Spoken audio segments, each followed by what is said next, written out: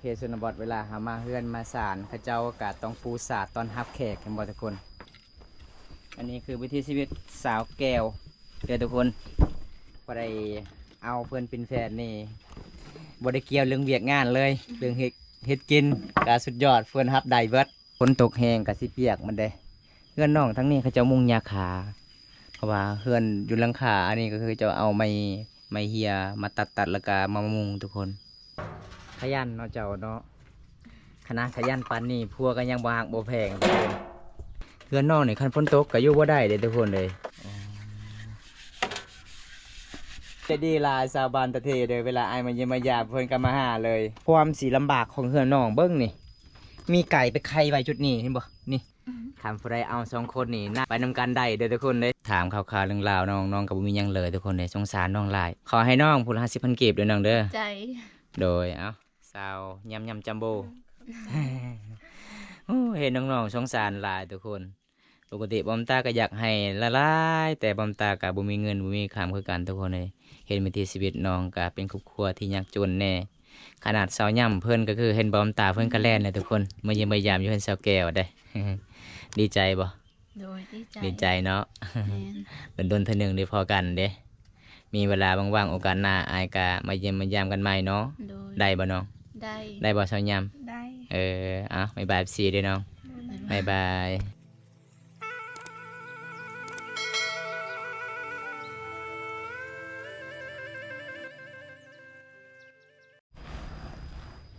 นี่นะทุกคนเวลาเคชนบทเวลาหามาเฮือนมาศาลข้าเจ้าก็ต้องปูสาดตอนรับแขกกันบ่ทุกคน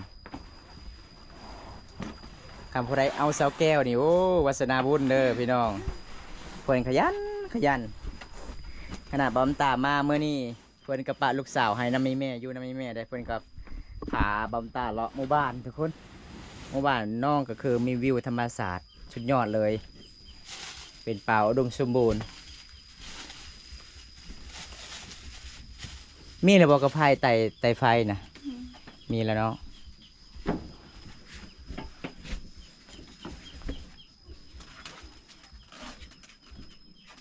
ตอนเช้าแหละแม่นพอได้เห็ดกินหนึ่งข่าวปลอดภัยนะเอื้อยบ่ตอนแรงเจ้าโอ้อันนี้คือวิถีชีวิตสาวแก้วเดี๋ยวทุกคน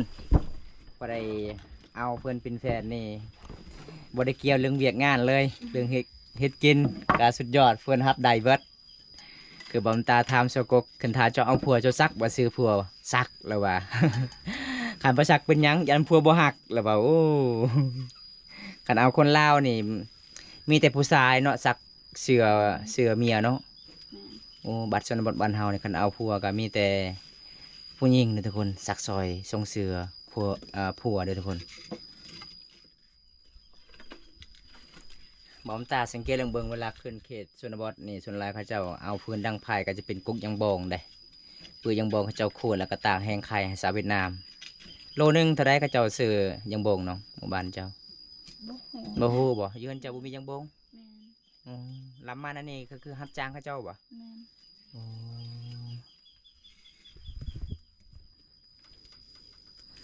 เบิ่งทุกคนเรื่องของน้องมองคันทางนี่ก็คือ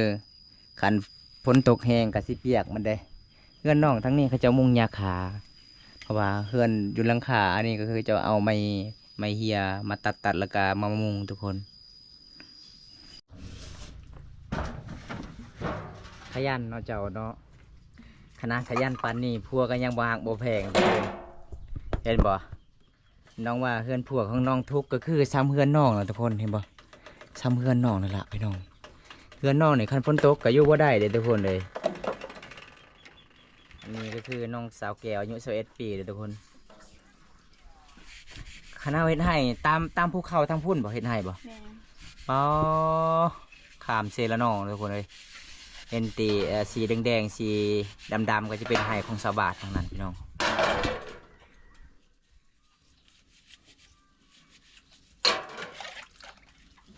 เวลาตักน้ำเกินไปตักน้ำนิ้วใส่น้ำมาด้านบ่น้ำอยู่อันนั้นน้ำซางอยู่ใส่อยู่ห้วยนี่บ่มันออกแต่ตามสลับพีนนั่นบ่ยังไม่ทันได้แห้ง โอ้ต้องคอยไปตักตอนนั้นมันบ่หลายเด้สาวแก้วเอ้ยน้อยๆอีหลีลำบากหลายเลยตักน้ำ ช่วงนี้แห้งกว่านั้นอีก ช่วงนี้เด้โอ้คันไปแต่เช้าๆเนาะ อืม คันคนมา3-4 คนแล้วเลย ค่ะ ถ่าอีกทุกคนมื้อหนึงมีจักเทื่อไปตักน้ ทีเดียว ำเทื่อเดียวเนาะ แม่น ถ้าน้ำเบิดก็ไปตักต่อ โดย อ๋อ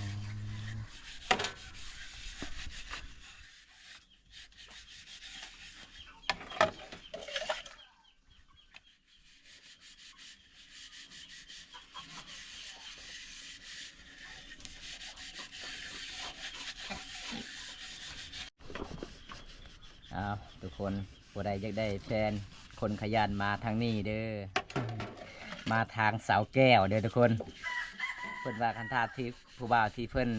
ทึกใจเพิ่นว่ายังไปอีกคือเก่าเด้ ไปอีกกลางคืนไปหลักไอ้พ่อยแม่อีกได้ทุกคน ไทยเจ้าเคยไปบ่ไทยบ่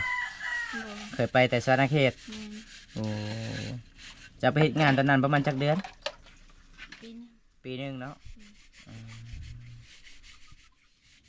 ได้เงินแล้วก็เลี้ยงผู้บ่าว โอ้ได้เงินเลี้ยงผู้บ่าว แม่น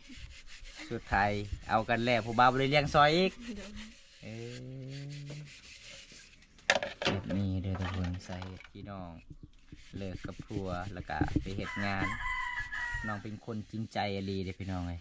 ถ้าหากก็คือน้องมีหยังก็ต้องแบ่งกันใส่แบ่งกันกิน เจ้าบริติเนาะเฮือนผัวเจ้าว่าทุกอย่างเนาะ แม่น เจ้าก็อยู่ใดเออบ างเดือก็มีแบกขึ้นนอนนำก็มี อยู่เฮือนนะ แม่น ป้าอ้าวบอนห้องนอนก็จนฮอดแบกขึ้นนอนน้ำเลยทุกคน น้องก็ยังหับได้เลยทุกคนเลยยอมเลยใจเจ้าเสียวแก้วไว้ขันแจ้คนอื่นนี่แล้วเด้ส่วนลายสาวสมือนี่คันแบบเขาไปฮะแบบเขาไปเยี่ยมไปยามเพื่อนผู้บ่าวนี่ครับบ่มีหยังเขาเว้าเลยเด้ว่าข่อยพ่อแม่ให้นั่นเลยเด้ยังเขาบอกมาอันนี้เจ้าก็ตัวพ่อแม่เนาะความหักทุกคนเลยความหักของน้องมันเป็นเรื่องง่ายเลยพี่น้องกว่า200%เลยตัวพ่อแม่ว่าเพื่อนผู้บ่าวมีเขาวกินมีหยังใส่หลังจากเจ้าอากันหลังจากจะเอากันแล้วคือไอพ่อแม่ก็เคยมาอยู่บ่อยู่บ้านนะ แม่น เราเห็นวันนี้แล้วไปจังได้จนว่าบ่ออกเลย จนมี เออจนว่าบ่ออกเลยเนาะ แต่ก็ยามันแนวลูกมัก คะแนนว่าหักเดียวจะเดียวเนาะ แม่น หักเพียงกัน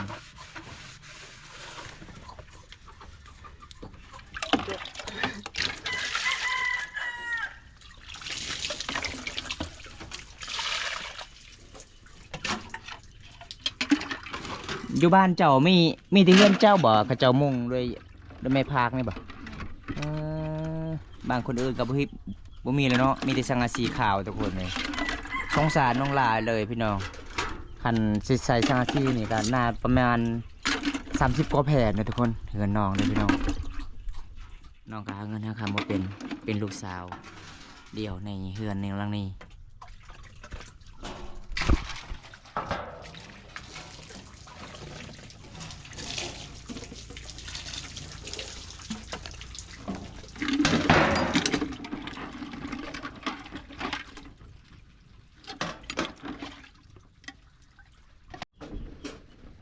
ตอนนี้ก็คือน้องสาวเพื่อนเลี้ยง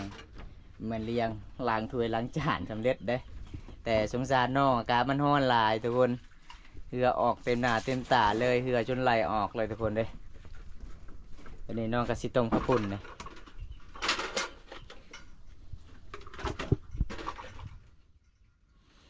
น้องๆเอาไว้อยู่นี่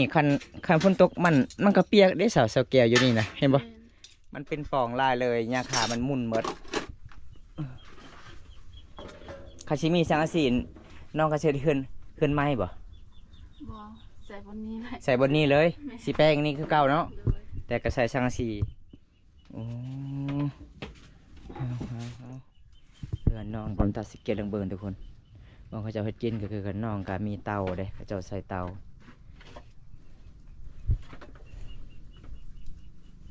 น้องเพชรปลูกเองหมดน้อง แม่น โอ้หาบ่มีเงินมีคำซื้อเนาะ โดย ถ้าดุก็คือเราก็ได้กินปลูกเองทุกคนเลยเพื่อนน้องกับบอมตาสังเกตลองเบิ้งกับบุมีหยังเลยทุกคนเลย นี่ทางนี้มันจะเป็นปองลายเลย เห็นบ่เพื่อสิแอมเฮือนไม้กระเตะกับบุมีมันขาดหมดจักเดือนจักปีแหละเฮือนของน้องนี่ ลืมนะ น่าจะหลายปีเนาะ แม่น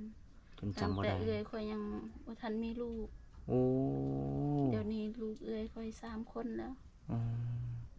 เอ้ยไผ่เจ้านะ แม่น อ่าตอนเอ้ยไผ่เจ้าขึ้นเฮือนเจ้านี่เจ้ายังน้อยบ่ แม่น อืม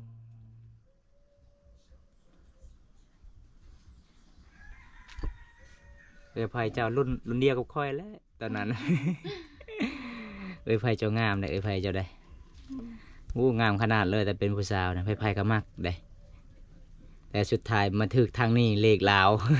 ชุมพ่อและอายข่อยคบแล้วก็ไม่ยอมเลย เออ พ่อแม่ข่อยหายได้ ลาวนะ แม่น เออ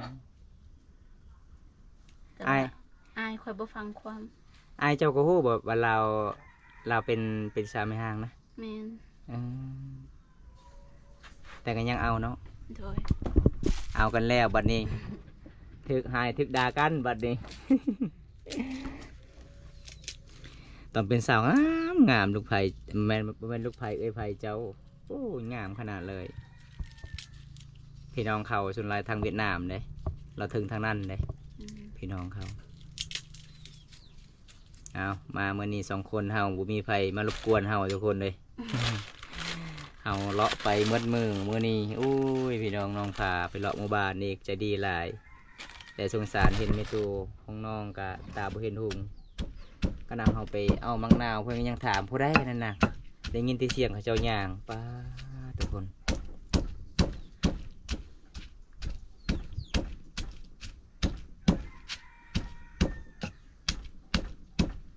มาฮอบนี่ก็คือบอกครบสูตรเลยทุกคน โอกาสหน้าเดี๋ยวมันตามายิ้มมายามเดี๋ยวมันตากาจะซื้ออาหารมาที่เมืองนองทุกคนเลยซื้อมาฝากให้น้องเฮ็ดกิน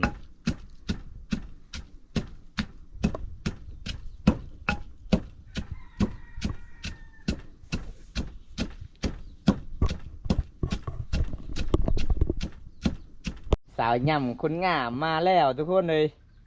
โอ้จะดีหลายสาวบานตะเทเลยเวลาไอายมาเยี่ยมมายามเพิ่นก็มาหาเลย ตอนนั้นก็คือมาเยี่ยมมายามน้องกะครั้งแรกๆน้องก็ไปปะอายอีกแต่นั้นไปดองอีก มาหอมนี่น้องก็ยังมาคือเก่าได้ใจดีแหงเลยทุกคนเลยสาวเจอสาวเฮียนเอาผัวเลยบ่สาวย่ ยังบ่เอา ำยังบ่โอ้น่าจะมีแฟนแล้วเนาะข่อยเบิ่งเนาะ เนาะข่อยเห็นสาวเจอเฟิร์ตลอดสตอรี่อยู่กับผู้บ่าวตลอดเลยผู้ใดโทรหาผู้บ่าวเจ้าบ่สับไฟเขาโทรนะ สักจ้า สับค่อย ยังในคอเจ้านะทึกยังในคอเจ้านะ มันแดงกัดบ่ เอามื้อนี้ก็คือน้องสาวยำยอกสาวยำก่อนทุกคนน้องกะสิมาเล่นแม่แอนอยู่เฮือนสาวแก้วเด้เพราะว่าแก้วกะเป็นลูกได้ลูกหนึงทุกคนเป็นสาวห้องซองพอได้ใจดีกะมาซอยเรือน้อง อันเมื่อกี้ ๆไม่ยังได้สาวยำสุกเลยบ่สุกแล้วเพิ่นว่ามามื้อนี้ผู้สาว2 คนอีกได้ แต่เบาตามาผู้เดียวเอา3 ผู้สาวสิเฮ็ดและบัดนี้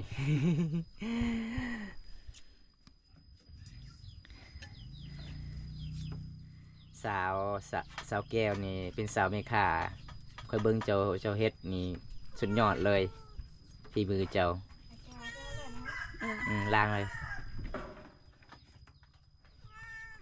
อยู่กันสาวแก้วจนมีไข่ไก่ไข่ใบทุกคนเลย ไม่บำตาช้างของเทนเอาเลยทุกคน ความสีลำบากของเฮือนน้องเบิ้งนี่มีไก่ไปไข่ใบจุดนี้เห็นบ่นี่2 หน่วย 3 หน่วยบ่คันฝนตกแห้งนี่มันเน่าเด้สาวแก้วเอ้ยคันถึกฝนตกนี่มันเน่าแห้งเลยเนาะ บ่ฮู้เด้ว่ามันใช่ตอนใด เอาไก่ก็คือเฮือนของน้องจนไก่ขึ้นใดทุกคนเลยขึ้นออกไข่อยู่ในเฮือนในศาลเลย เหี่ยวหมดแล้ว เหี่ยวเลยเนาะปลาสุกเลยว่าสาวยำ สุกแล้ว ปลาสาวยำคุณงามมันเป็นยำจัมโบ้ได้ ยังโสดอยู่บ่ไอมาคำนี้นะ สด โสดอีกเนาะ ไปตอนนั้นก็โสดแต่ก็นี่ปะอายได้เพิ่นว่าค่อยไปดองกันเด้ออายเด้ออายเจ้าตัวนี้เอาเมียแล้วเนาะผู้นั้นเนาะ โดยเอา ขะดองเท่าใดเมียลาวนะ 15 15 ล้านโอ้ส่วนเจ้าก็เอา15คือกันเด้ เอ้ยเจ้าเอา15เจ้าก็เอา15ได้เอ้ยไผเจ้านี่งามได้ตอนนั้นเกือบเราสิเป็นนางเอกบาวตาแล้วตอนนั้นนะ เอาซอยกันบัดนี้คำผู้ใดเอา2 คนนี่น่าสิไปนำกันได้เด้อทุกคนเลย เฮ็ดหยังก็ซอยกันแล้วนี่แหละพี่น้อง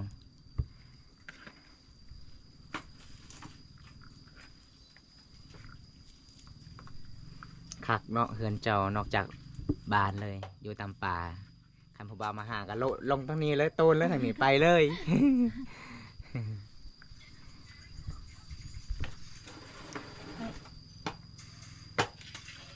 เอาแล้วเนาะบัดนี้เนาะ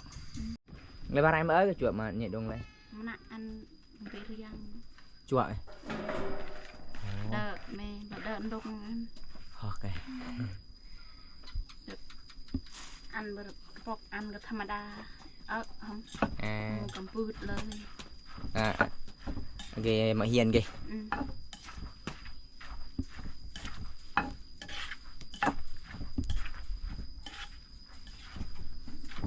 อ้าวตัวนี้2 สาวกับสิตามขนมจีนเด้อส่วนสาวย่ำเนี่ยเพิ่นว่าหน้าแห้งไอ้คนสิพิงไผ่ก่อนเด้อ ควันไฟห่อนตรวจเลยทุกคนเงินเสาเกลียวทางนี้ก็สิซองเบิ่งตะเวนก็ได้เด้อ พี่มือเสาแก้วมันธรรมดาเด้แสบหลายเด้ทุกคน ขนาดบ่มีมักเล่นน้ำตาลกับบ่มี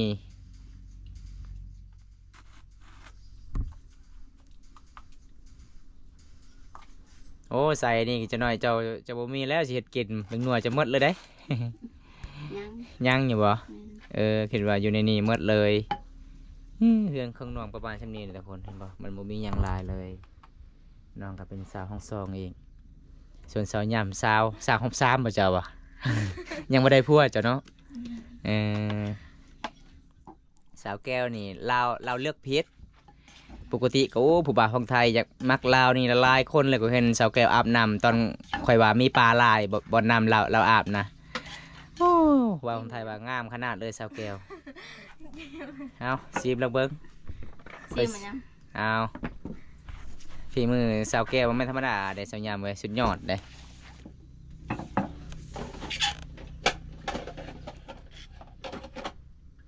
โดนเดีย เจ้าก็บอกพอดีโลดขันเค็มเกลือเจ้าก็บอกพอดีเลย พอดีป่ะ พอดี พอดีเห็นป่ะบอกผิดหวังเด้สาวแก้วแซ่บ มันพร้อมยุ่มอย่าไปดี เอาถ้าบ่เชื่อกับซิมลองเบิ้งแซ่บแล้วค่อยเบิ้ง แม่ขาตำกระปุ่นตำส้มตับมันไม่ธรรมดาเด้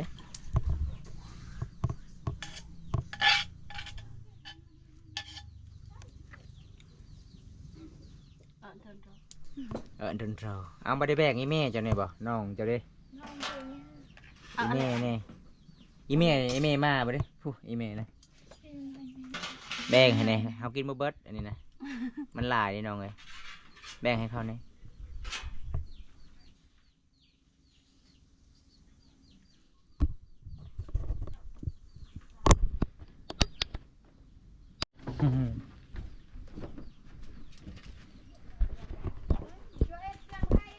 ปลาทุกคนน่ะเก้ยบ่แกnè tới cái đơ cà chua ấy nè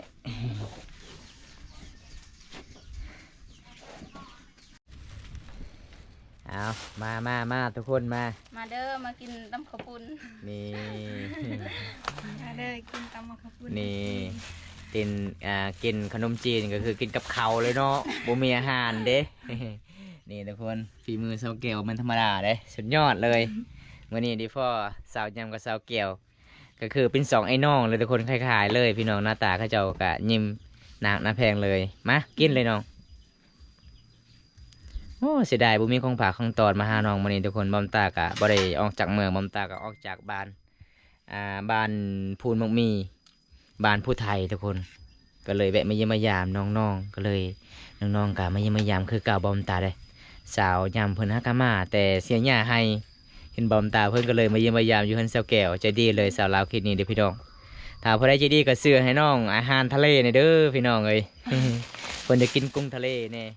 เอ้าจะกินกับขนมจีนบ่ขนมไข่นี่บ่ แม่น โอ้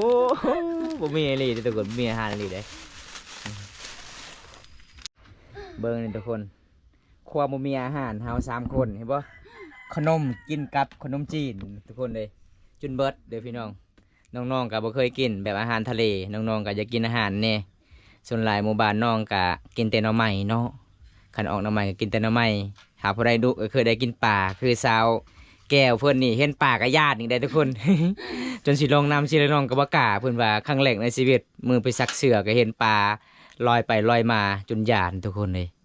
เอาวันนี้ก็คือน้องกินจนเบิดเด้อพี่น้องบ่ได้ใจดีก็ซื้อให้อีกเด้อพี่น้องเอ้ยขนมจีนให้น้องเด้ น้องเป็นทุกคนงามๆน่ารักหลายเลยในหมู่บ้านนี้ทุกคนเอาทุกคนเลยหลังจากมาเรียนมาแอนกับน้องๆ2คนแล้วก็คือกินข้าวปุ้นกับเบิดเลยเนาะน้องเนาะ กินในยังกระแสบทุกคนมื้อนี้บอมตากะโดนแล้วบ่ได้ไปเยี่ยมไปยามน้องบอมตากะถามข่าวๆเรื่องราวน้องก็บ่มีหยังเลยทุกคนเลยสงสารน้องหลายมื้อนี้อ้ายมาเยี่ยมมายามน้องบ่มีหยังสิให้น้องๆเด้อน้องเด้อขอให้น้องผู้ละ50,000กีบเด้อน้องเด้อ ใจ โดยเอ้าสาวยำจัมโบ โอ้เห็นน้องๆสงสารหลายทุกคนปกติบอมตาก็อยากให้ละลายแต่บอมตากะบ่มีเงินบ่มีคำคือกันทุกคนเลยเห็นวิถีชีวิตน้องกะเป็นครอบครัวที่ยากจนแน่ขนาดสาวย่ำเพิ่นก็คือเห็นบอมตาเพิ่นก็แล่นเลยทุกคนมาเยี่ยมมายามอยู่เพิ่นสาวแก้วได้ ดีใจบ่ โดยดีใจ ดีใจเนาะ แม่น เป็นดนเทื่อหนึงได้พอกันเด้มีเวลาว่างๆโอกาสหน้าอายกะมาเยี่ยมมายามกันใหม่เนาะ โดย ได้บ่น้อง ได้ ได้บ่สาวย่ ได้ ำบ๊ายบายซีเด้อน้อง บ๊ายบาย